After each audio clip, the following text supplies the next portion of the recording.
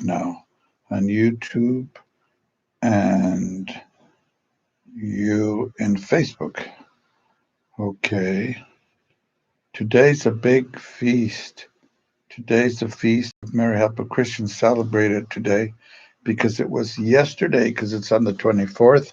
However, when it falls on a Sunday, especially on a Sunday like yesterday was it's called a solemnity, then we celebrate it today. So happy Mary Help of Christians Day to you, if you know whom I am talking about, whom Father Frank Francho's always taught me to say, whom. Hi, Yolanda. How are you? I'm going to put the little thing on between the camera.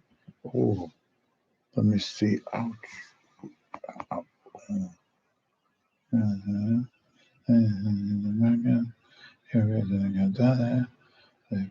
Okay.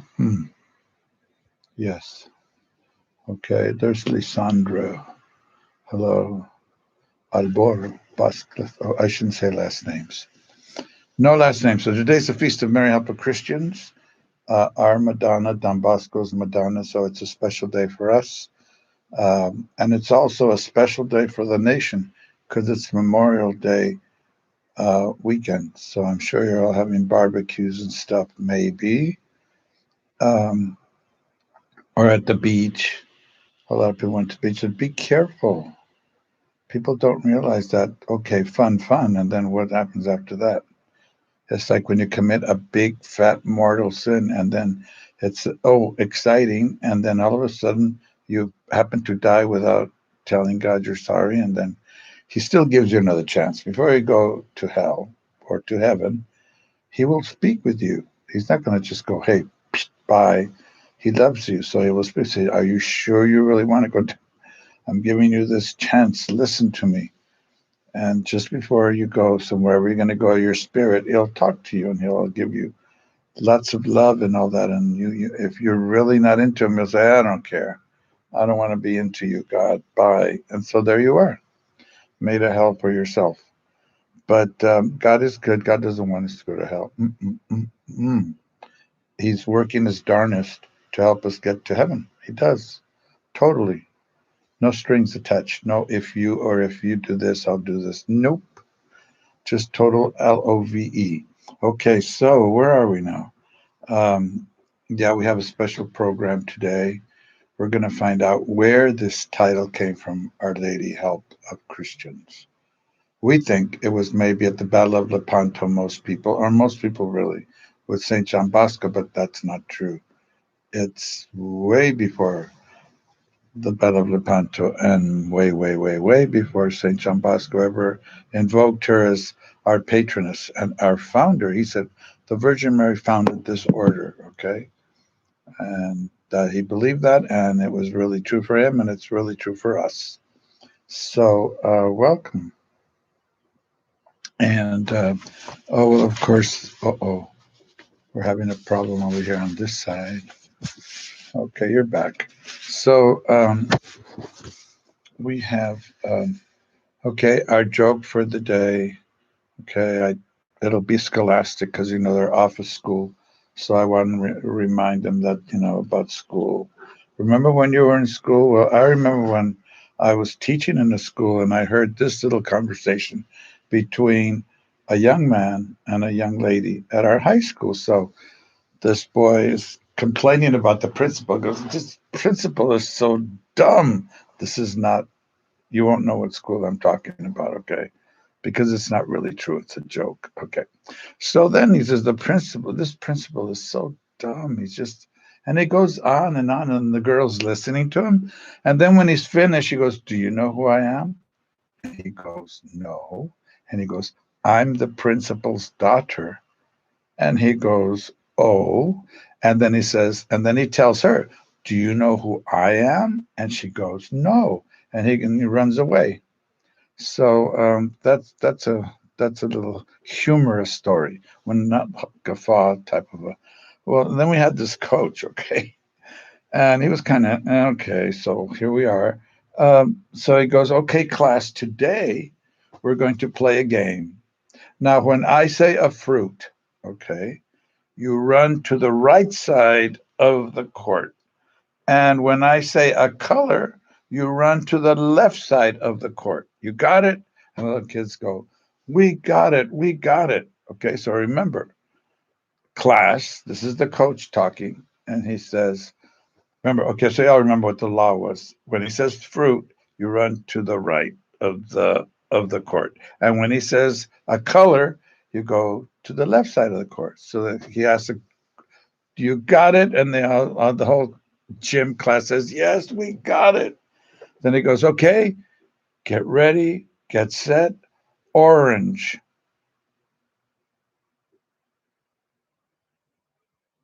I hope I don't have to explain that one. Did everybody get it? At least somebody raised their hand.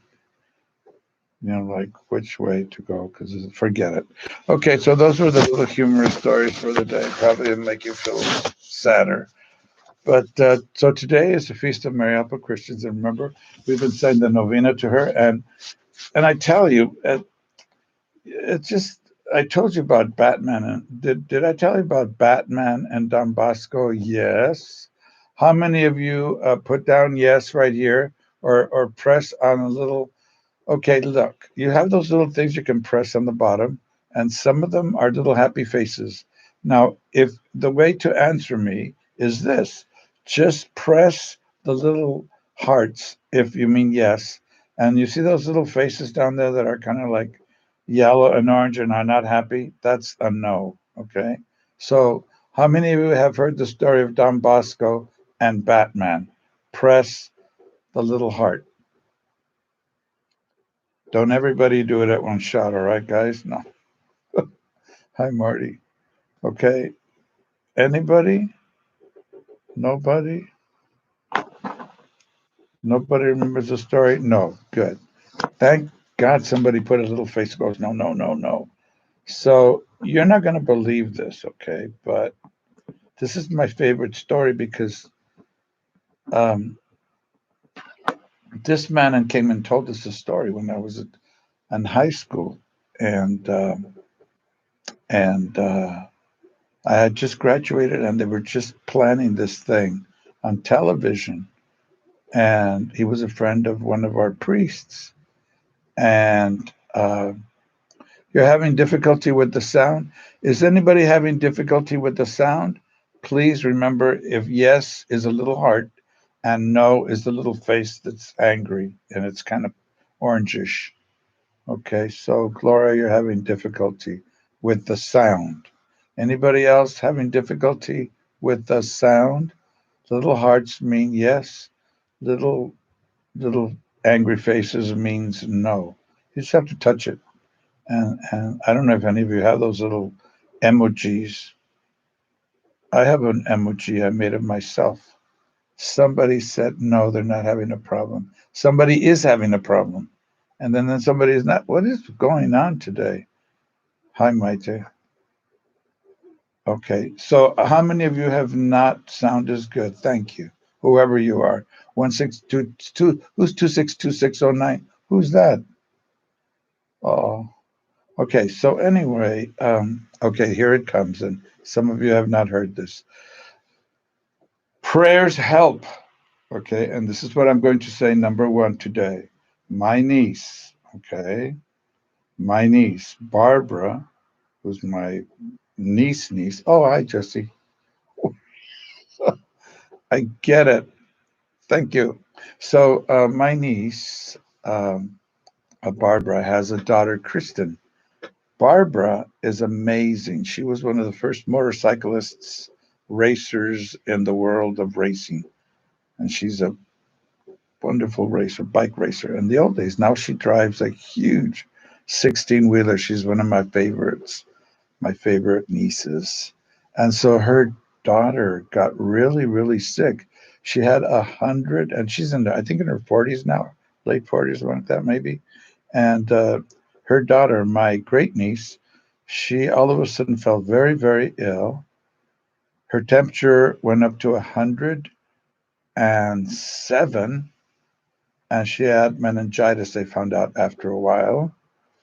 And she was on her deathbed, really. And if she had survived, they would have, she would have had surely brain damage.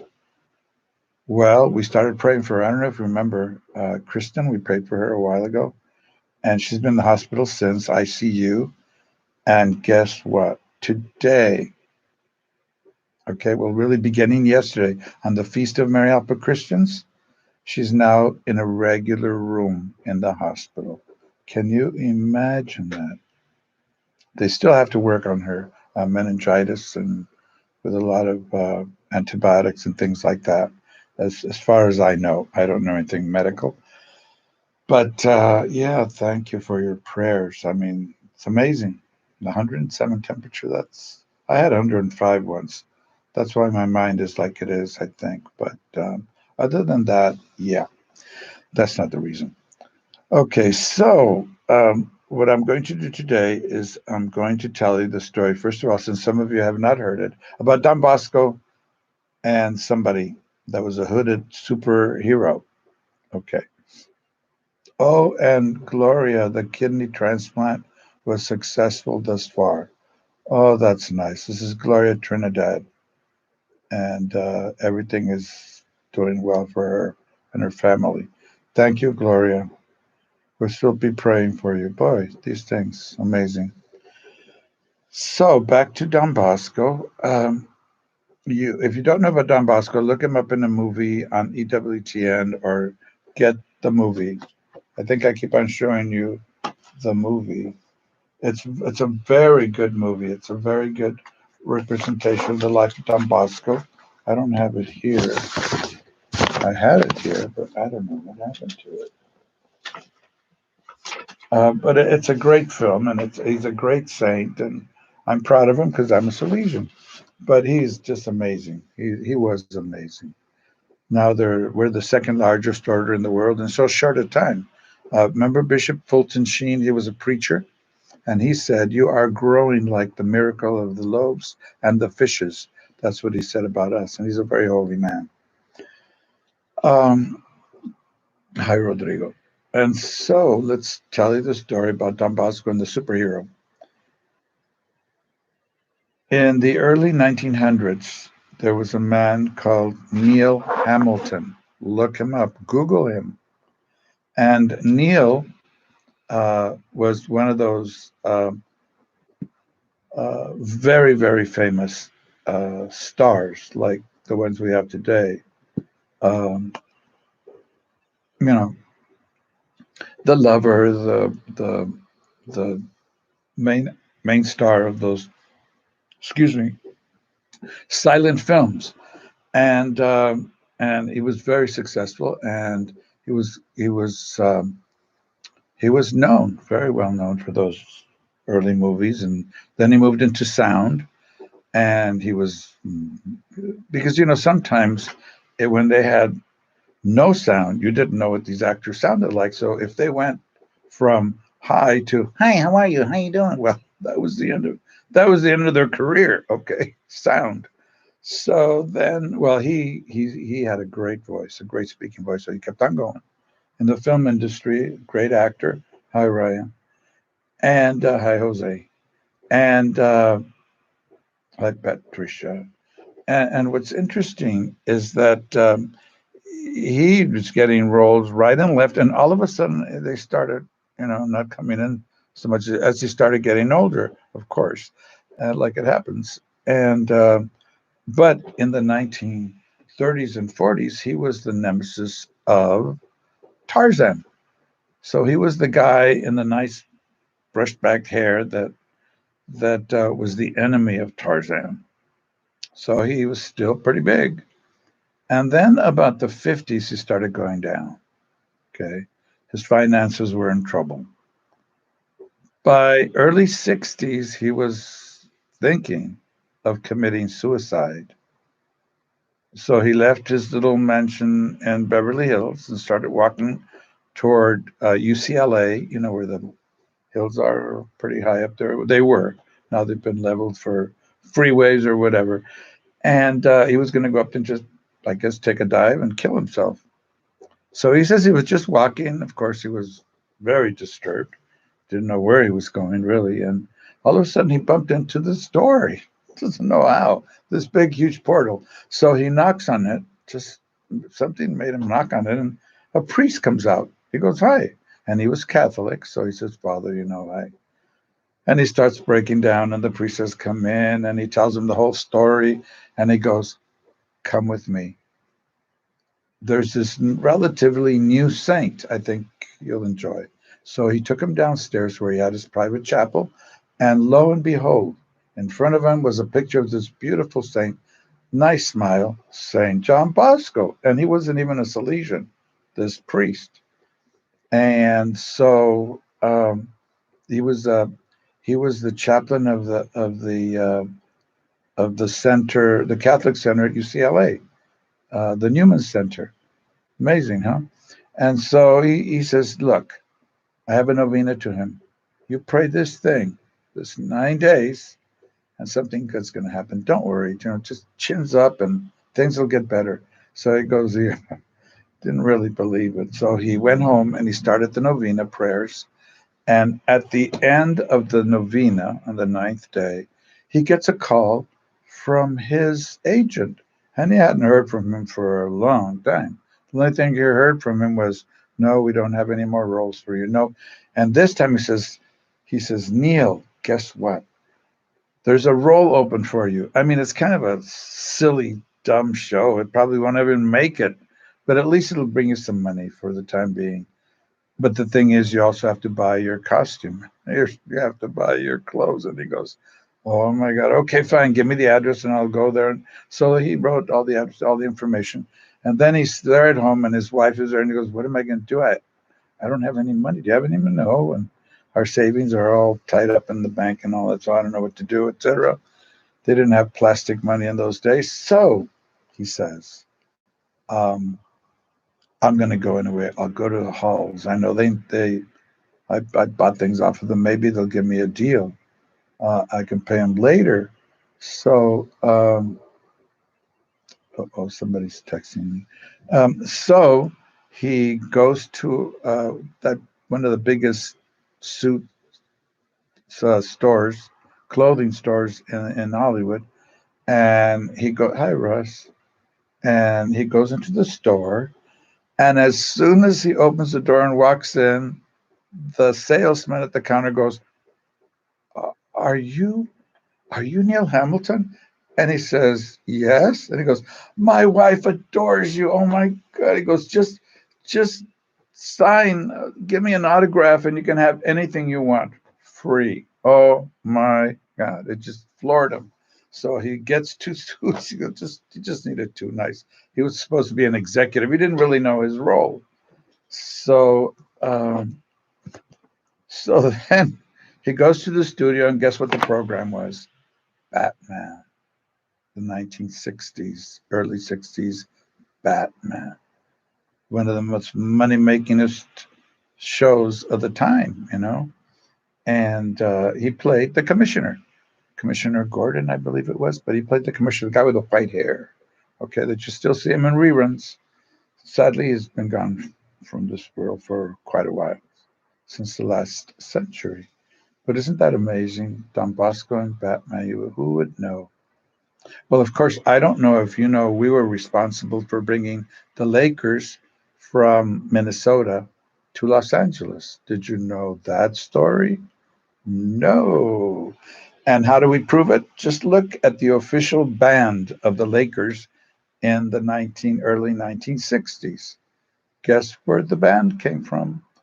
Salesian High School's band, the jazz band that we had, one of the best in the state. And I'm not just saying that because I'm saying that, but our band was one of the best. And from that band, we got people like Little Willie G and the Midnighters, one of the best bands that ever existed from the Latino group. Everybody knows Little Willie G, who is now a Protestant minister, and he preaches and sings like mad. And we're very proud of him. And also some of the members of the Blue Satins who opened up for the Dodgers. I mean, for the Dodgers, but they didn't open up for the Dodgers. They opened up for the Beatles at the Dodger Stadium. That's what I meant. Isn't that amazing? Salesians, Salesians, Salesians, Salesians. You never know where we're going to pop up. Okay, and anybody who's in our family, which means all of you, and especially those who are closest to us. Yes, Russ and Andy and you guys and Ryan. Okay, so those are nice stories. Now let's get to the nitty gritty of Our Lady of Christians. When did it start? It started in the ancient church. Okay, uh, the Christians at that time. Oh yeah, Andrew was telling me. Yes, thank you, Mr. Taggart. He was the conductor. He was the band director. He was the first person ever in the history of a high school, and I think I'm pretty correct in this, to use the instruments of a band and produce the harmonies of an orchestra. And whatever that means, I don't know music, but anyway, he did the Marsch Slav, okay, which is a very difficult piece, and he used the like the clarinets or the violins and things like that, and the other schools could not match us at all. In fact, they had to cancel the yearly Archdiocesan Music Festival because we always won it every year, year after year. And also, our drama department beat all of the girls out at in their competitions and the Archdiocesan Drama Festival. We had an excellent director. He knew everybody in Hollywood. He was a drama teacher. He was my mentor. I never took drama from him. He always said, "You have to act, you have to act." But I said, "No, I don't want to. I'll be in the background somewhere." And but he was marvelous. Once there was the daughter of, I think, Bob Hope, and the daughter of Gene Kelly, and at Immaculate Heart High School, which is very where what's her name, the wife of the Prince Henry. She went to that school, Immaculate Heart in Hollywood. Well, anyway, we beat them all the time in drama. We had excellent. One of my friends, Pedro Martinez, he's still in some programs that they show on PBS as he's teaching Spanish. He was an excellent actor, one of my closest friends at Salesian High School. We were always competing against each other. We were the artists for the newspaper. And unfortunately, he was killed just before they went to Broadway with a Zoot Suit from Luis Valdez, who's very prominent in Latino drama, and he was killed, or else he would be in movies right now. And another very close friend was Richard Iniguez, who was his friend, and Richard played the brother in the movie Boulevard Nights. I'm sure you know about him. He's one of my heroes because he protested because there were not enough Latinos on the screen, and there still are not enough. And he was blackballed because of that. He played the part of the policeman that killed remember the University of, oh my gosh, I can't think of what's the capital of Texas? Austin. Remember in the University of Texas in Austin, there was a huge tower there, and from that tower, a crazy man was shooting people around. Well, in the movie, he played the young Mexican cop that killed the man. He was the brave one, and now they're historically trying to rub him out of the picture, but he's the one that actually stopped him from killing more people. Oh, the stories that I've been graced with. Um, so, well, anyway, how about the story of St. Peter and Paul with Joe DiMaggio? Oh, no, that's a myth. That Joe DiMaggio was married to Marilyn Monroe at our church, St. Peter and Paul's. No, but he was buried from there. But a lot of people still believe that he was married. They visit the church where Joe DiMaggio was married to Marilyn Monroe in a Catholic wedding, yes, but not in our place. Yeah, wish. But yeah, but I think he went to our club. We had a beautiful boys and girls club there. And oh, and the story of what's his name? My friend, what's his name? Clint Eastwood. When I spoke with Clint Eastwood once in my life, don't think I know him. And we had a nice talk about when he did Dirty Harry.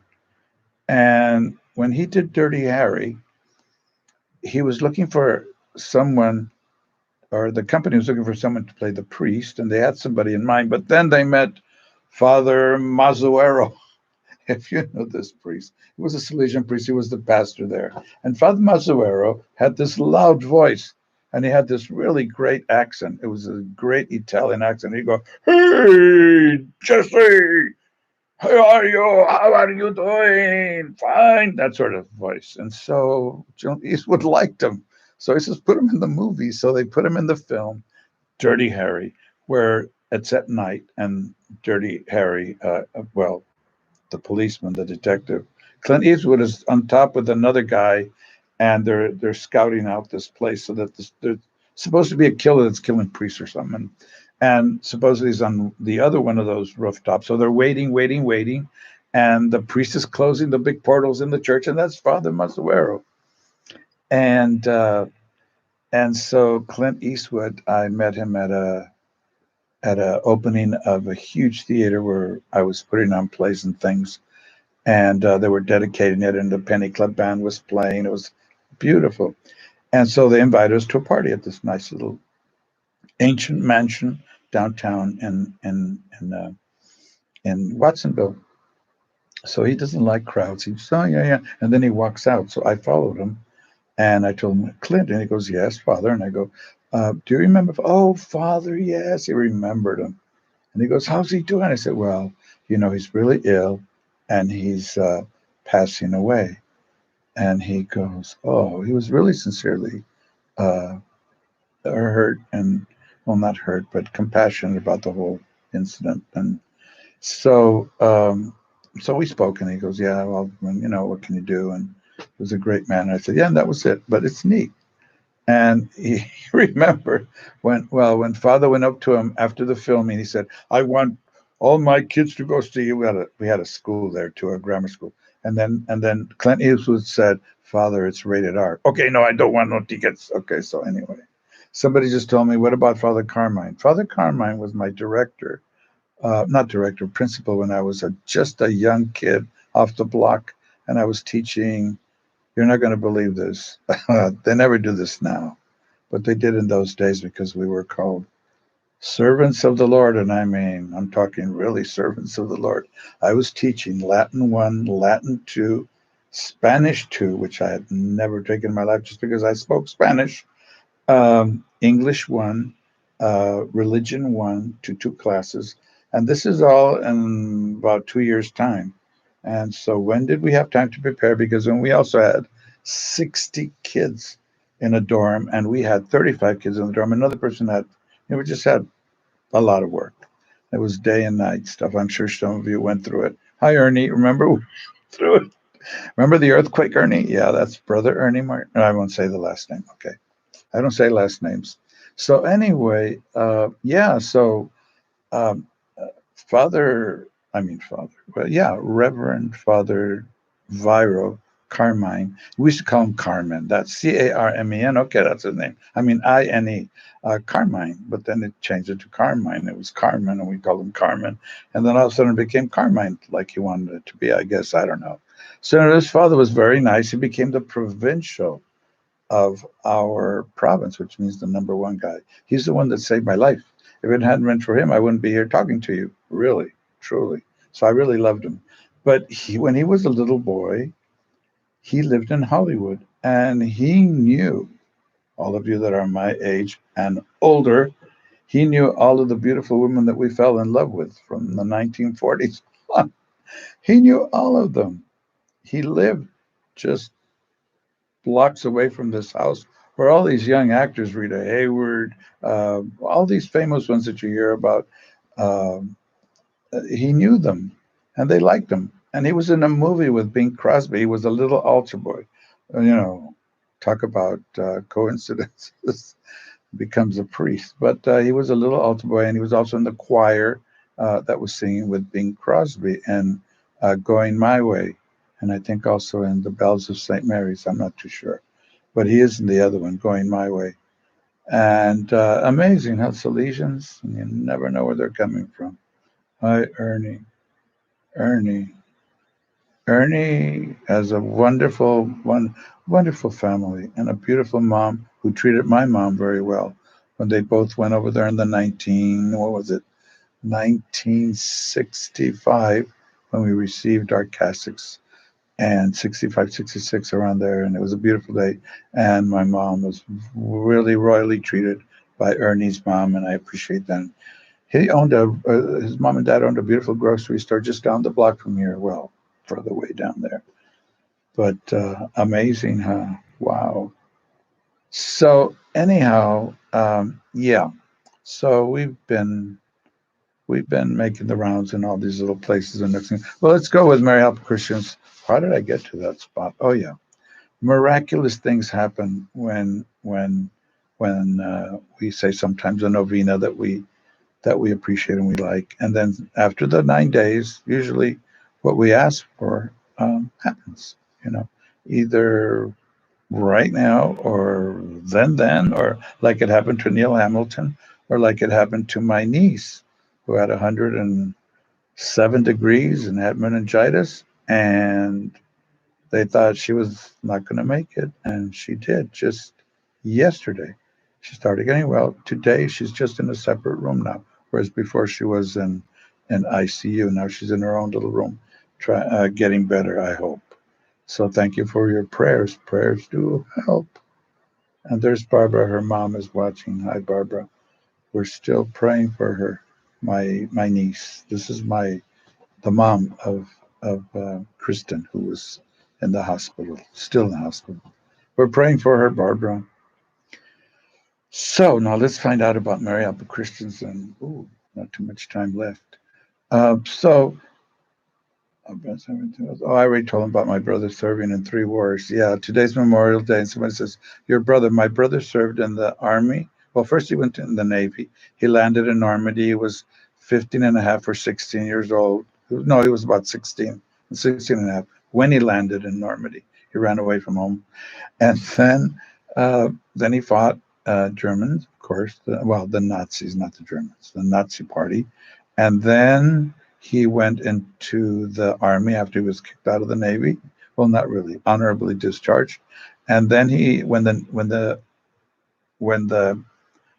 army and the Air Corps of the army broke off and it became the Air Force, he went with the Air Force. So that's what he was talking about.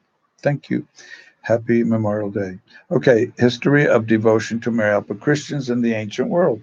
So what he's saying here is that the Christians of that area, like in Greece and Egypt and Antioch and Ephesus and Alexandria and Athens, they used to call the Virgin Mary the help of Christians. Isn't that interesting, huh? And in their language is Boeteia, Boeteia. I don't really like it because it sounds somewhere like botella, and that means bottle, or bouteille in French, which means bottle. Okay, well, anyway, it means the one who brings health from above. That's what it means. That's what the word actually means. Bringing help, and we say from above. We say from heaven. Okay, that's the way we use it. And already in 345 AD, okay, St. John Chrysostom, the Archbishop of Constantinople, he was already using that title, okay, and calling her a powerful help of Christians, of those who follow Christ, Christians, just like Californians, the followers of California, okay, Americans, okay, that sort of stuff. The ending. So then, the powerful help, what they used to call her, or the help of Christians, those were the two titles that are read most in ancient monuments, like that have been found in Greece and Turkey and Egypt, and usually it says Theotokos, which is a very familiar phrase around theologians of the Mariology, meaning the mother of God, and Boeteia, which means help of Christians. Okay, so that's nice. And then in 476, um, there was a speaker called Proclo, and he said, "The mother of God is our helper because you help us from on high," keeping that idea, coming from heaven. And then Saint Sabas of Caesarea in 532 calls her the help of the suffering. And he narrates a story about this person who had this pretty serious disease, and that he was brought before the statue and was right next to the image, and then he regained his health. So then that's what they call it, the help of Christians or the help of the sick. And it was extremely popular during that century. Um, and then there was a great poet whose name was Romano Meloni. And in 518, he calls Mary help of those who pray extermination of evil spirits and help of those who find herself a help. That's repetitious. And he insists that we all pray to Mary, but he didn't say Mary, he just said the help of Christians. And then, and he's just quoting, he bases it on Saint, what's his name? Um, Saint Jerome. He bases it on what Saint Jerome said. And also, quoting Jeremiah. St. Jerome was the one that translated the Bible from Greek to Latin. And this is what Jeremiah says in the Old Testament: pray for the nation where he is living, in the churches of the nations of Asia Minor. And then he says, he's quoting him and St. Paul, sorry. And then St. Sephorius, he's the Archbishop of Jerusalem, said in 560, Mary is the help of Christians, of those who are on earth, and the joy of those who are in heaven. So again, heaven and earth. Okay. And then I'll just keep on skipping a couple of things here. And then we come to the Battle of Lepanto, big battle. Okay. The Ottoman Empire was creeping in. And if it hadn't been for the defeat of these people in the Battle of Lepanto, we wouldn't be Christian, I don't think. They would have taken over all of Europe. They were invading Europe. They were Mohammedans, okay? And at that time, they had no tolerance for other religions. You convert or you're going to be in the next world. And they were forcibly imposing their religion and destroying everything that was Christian. Not necessarily destroying the buildings, but, what was ever inside. Okay, because if you go to Turkey and you see that beautiful church of Saint Sophia, the big rotunda with the four pillars, four towers on either side, pretty famous church, or well, it's not a church anymore, mosque. It was Christian, and they just converted it into a mosque. So every year they kept on advancing, taking over territories of the Catholics, and a lot of death and a lot of destruction, and everybody was preoccupied because they were ready to invade Rome itself. And the pontiff, the pope at that time, was Pope Pius V, and he was a great devotee of the Virgin Mary, had a great devotion to Mary. And so he summoned all the Catholic princes and all the Catholic this and that, and they got themselves a huge army. And on October 7th, 1572, they met. It was a naval battle, and Mohammedans had 282 ships and 88,000 soldiers. And the two armies and the many armies that the Christians had were much lower in number. The wind was in the favor of the Mohammedans, but all of a sudden the wind shifted and changed, and then something on behalf of the Catholic forces, and they won the Battle of Lepanto. And the Pope declared that the 7th day of October, the Feast of the Rosary, and to celebrate Our Lady as Mary, help of Christians, which was added to the litany of the Virgin Mary after we say the Rosary. And who is the patron saint of monitors and televisions? Do you know? It was Pope Pius V, because he was given a vision. He saw the battle before his very eyes. And so he saw the defeat. And so that's why they say that it was transmitted, so to say, from the battle place. And so he saw it. He saw the result of prayer. And so he's a patron saint of monitors and television sets, okay? Well, we have a lot of saints that are Each one has his own little realm. Like, for instance, who's the one that we pray to desperately sometimes when we lose something? Do you know who that is? Hi, Beverly. Do you know who that is? Good news about Kristen? Good news, yes. That's my other niece. And where were we? Oh, yeah. Do you know who's the patron saint of when you lose something? Well, I believe in Saint Anthony because the other day I couldn't find my hearing aids, and I knew I had them on the couch, and we looked at here and there. They looked underneath. They couldn't find anything. So they gave me a week at Costco because that's where the cheaper ones were, and they're very good hearing aids. I suggest if you need them, get them. And so we looked, and they gave me 1 week before they had to give me new ones, and that was the last time I could ever have new ones because it's only a one deal thing. So I prayed to Saint Anthony, please. And the day I was going to get them, I said, one last look underneath the sofa. So I picked up the sofa, and I guess they were stuck underneath something, and there they were. And I said, but we looked here before, and there they were. And so I took them down because they still need a little bit of fixing. One of them didn't work well. So I went down, oh, you're happy, we're happy, and all that stuff. So they didn't have to give me new ones. They had to fix my old ones. But that's St. Anthony. He's really cool. I like him. He really helped me.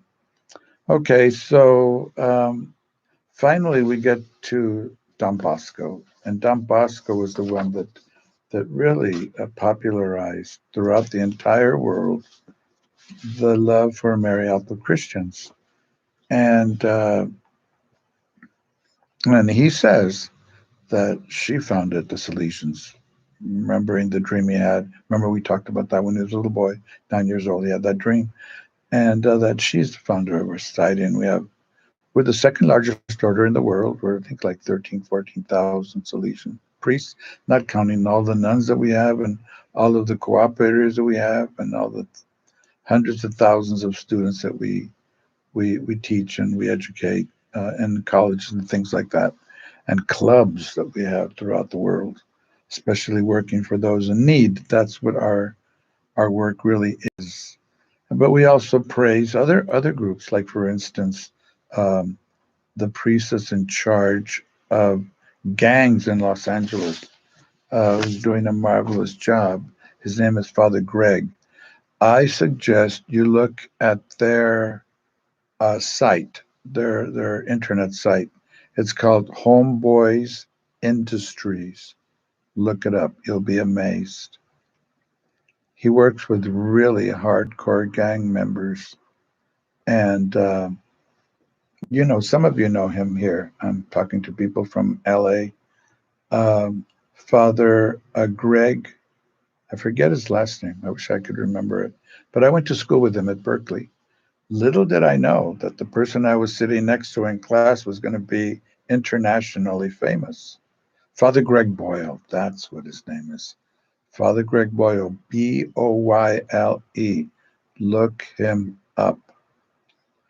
He's marvelous in his techniques and how he deals with gang members. And he has a staff of 300 gang members that help other gang members to help other gang members. It's a beautiful work. And then he also has homegirl industries now. And some very, I guess, wealthy friends of him built him a huge building downtown in LA, right down smack in the middle of LA, towards the northern part of LA and downtown LA. And there they have a restaurant where young ladies who are gang members and they cook. And who's their mentor? A woman who was at a very famous restaurant. She gave it up to work with Father Greg Boyle. Amazing, just amazing. Yeah, God works in beautiful ways. So even though the church is in a little bit of a kind of a bad stage right now with all those molestations and things like that, there are hundreds and hundreds of good priests that are working so hard every day and giving their lives up for others and their talents. So pray for us and we'll pray for you. It's time to go now. Say the rosary tonight if you can, especially on this big feast of Our Lady Help of Christians. And I give you a blessing in the name of the Father, Son, and the Holy Spirit. Thanks for tuning in. We'll see you tomorrow. Okay, hopefully. Have a nice day. Bye-bye.